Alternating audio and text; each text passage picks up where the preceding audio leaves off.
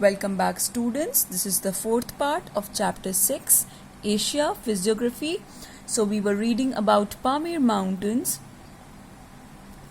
These central highlands are also characterized by intermontane plateaus surrounded by mountain ranges. So what are intermontane plateaus? Plateaus that are surrounded by mountain ranges. The most famous among these is the Tibetan Plateau, also known as the roof of the world. So the most famous among these is the Tibetan Plateau, that is also known as what? Roof of the world, and it lies between the Kunlun and Himalayan mountains. Other examples are the Iranian Plateau, Anatolian Plateau and the Mongolian Plateau. Along with these, there exist two great depressions, and what are they? Tarim Basin and this Saidam Basin.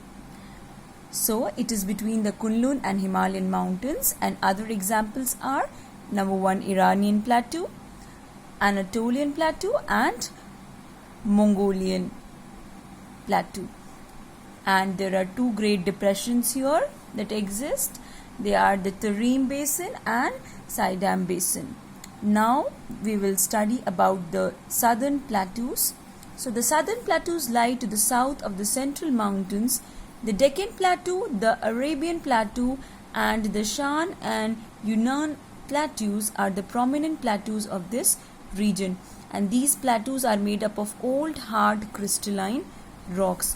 So the southern plateaus, what are the prominent plateaus of this region? The Deccan Plateau, Arabian Plateau, the Shan and Yunnan plateaus. They are the prominent plateaus of this region, and these plateaus, they are made up of what? They are made up of old hard crystalline rocks.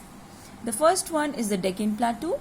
The Deccan Plateau is a large plateau in southern India, so it is present in southern India, which has a steep range along the Arabian Sea coast in the west and gently slopes towards the Bay of Bengal in the east.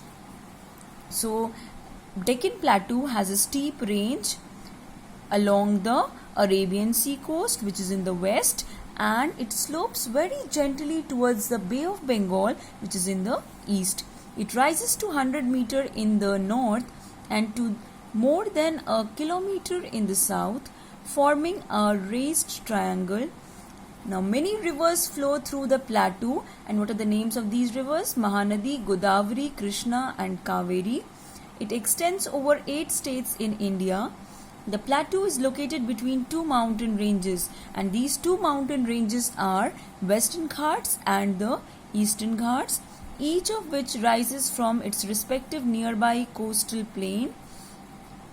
That is, for Western Ghats, it is the Western Coastal Plain, and for Eastern Ghats, it is the Eastern Coastal Plain, and almost converge at the southern tip of India. And Western Ghats and Eastern Ghats, they converge where? At the southern tip of India. Next is the Arabian Plateau. The Arabian Plateau is steep in the west but gently slopes eastward towards the Persian Gulf, and this plateau is intensely dry. Why?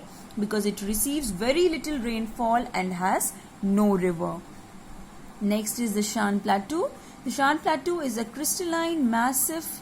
What is massif? A compact group of mountains is called massif, forming the eastern part of Myanmar and a part of the Indo-Malayan mountain system. The plateau is crossed by the deep trench of the Salween River in the east and is bordered by the upper course of the Irrawaddy River in the west. The average elevation of the plateau is between 750 and 1200 meter.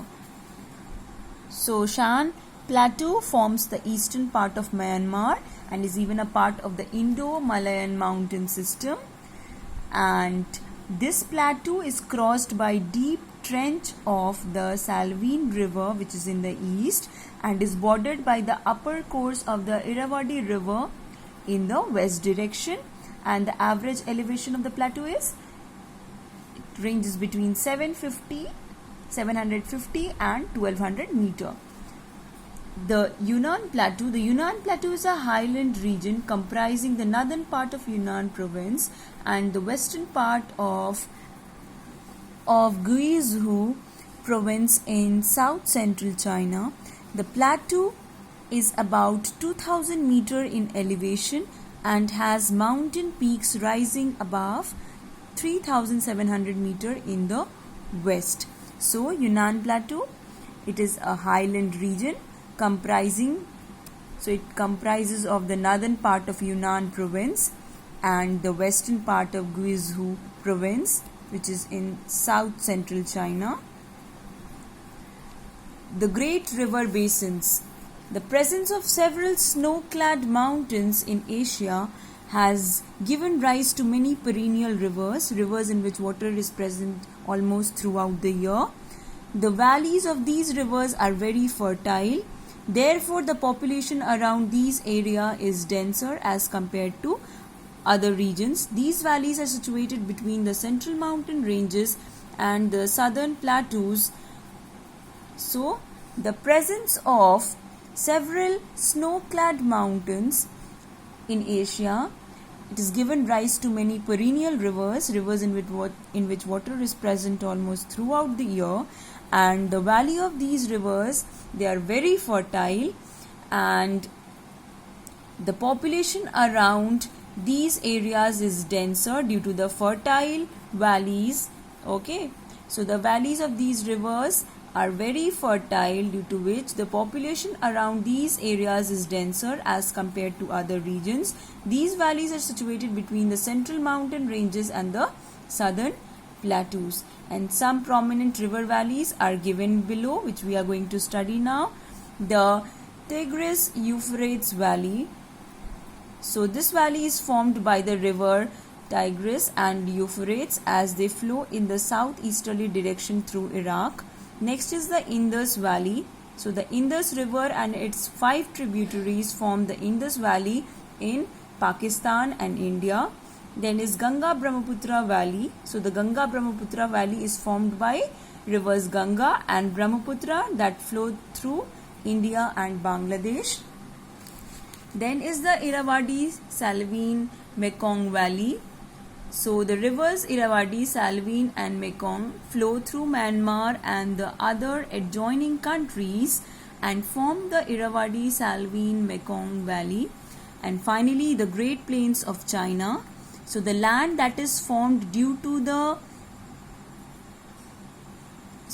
Great Plains of China, the land that is formed due to the Huanghe, Zhangjiang and the Sikiang rivers is known as the Great Plains of China.